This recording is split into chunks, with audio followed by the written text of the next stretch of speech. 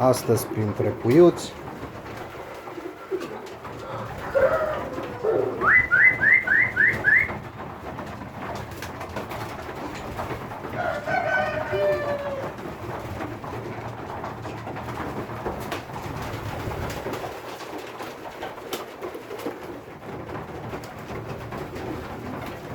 Le-am dat să mănânce.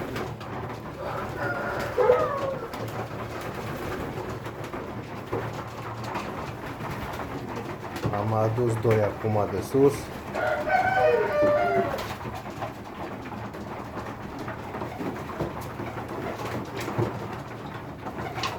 Sunt 45 de pui adunați.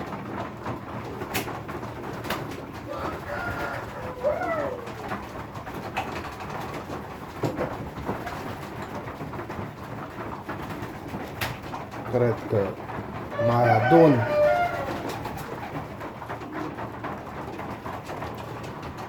ultimii 10 în câteva zile și după aceea separăm matcă tot. Gata că deja ne înmulțim prea mult și nu-i bine.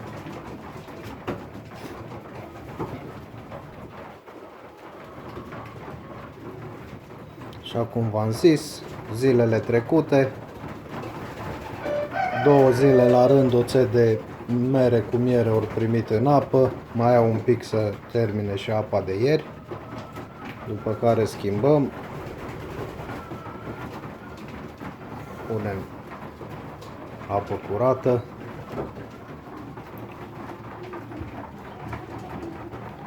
puiuții arată foarte bine.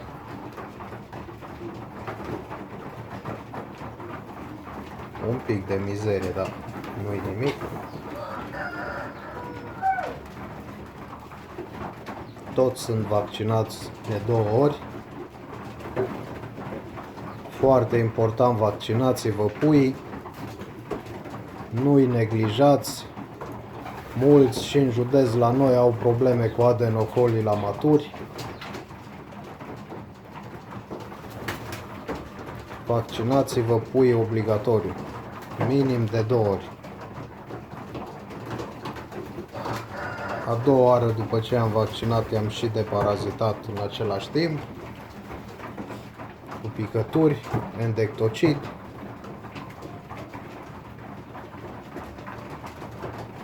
Eu mai am și spray pentru păduc, pentru astea în caz care îi voi lua la mână încă o tură, îi voi da și o tură cu spray pentru păduchii de pană. Oricum ei or să moară, dar așa m-am obișnuit an de an să le fac.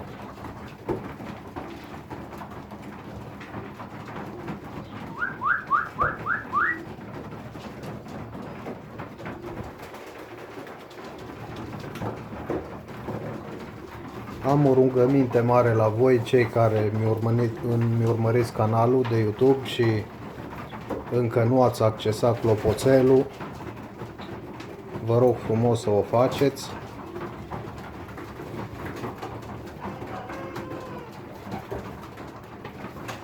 Să dați câte un like, câte o distribuire. Aș vrea să ne abonăm cât mai mulți dacă se poate.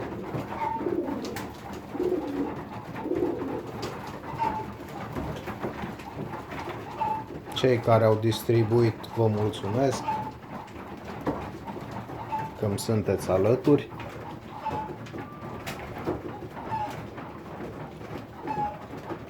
Și vom mai discuta și alte subiecte pe parcurs. Puteți urmări, am multe videoclipuri puse și cu porumbeii de matcă și pe la zburători. Anul ăsta eu nu voi zbura porumbei din cauza conducerii. În fine, nu vreau să intru în polemici. M-am hotărât anul ăsta să nu zbor pui, doar până la vamă. Și vedem dacă se reglementează ceva la nivel județean.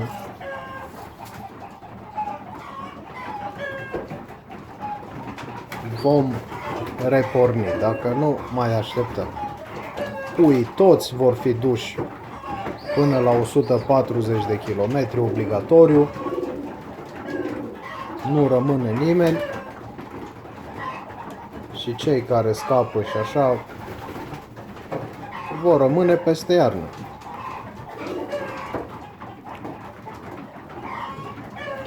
Vă mulțumesc, vă doresc multă sănătate și nu uitați like, share și clopoțel. Accesați clopoțelul să fiți la curent cu toate notificările mele. Doamne ajută!